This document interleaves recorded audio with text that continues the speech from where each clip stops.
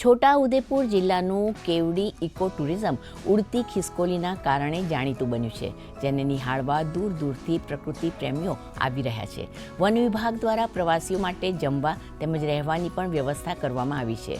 ઉડતી ખિસકોલી અંગે કેવડી બીટના રાઉન્ડર ફોરેસ્ટર કેજી દેસાઈએ જણાવ્યું હતું કે સૂર્યાસ્ત થયા બાદ 4 જેટલી ઉડતી ખિસકોલી નિયમિત એક ઝાડ પરથી બીજા ઝાડ પર ઉડતી નજરે પડે છે.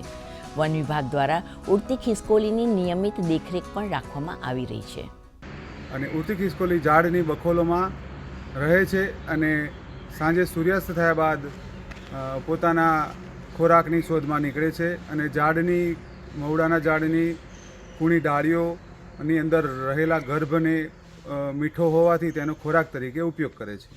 અને પૂરી રાત દરમિયાન રાત્રિ દરમિયાન જંગલમાં પોતાનો ખોરાક મેળવવા માટે ફરે છે અને સવારે વહેલી પરોઢે પોતાના બખોલમાં જતી રહે છે.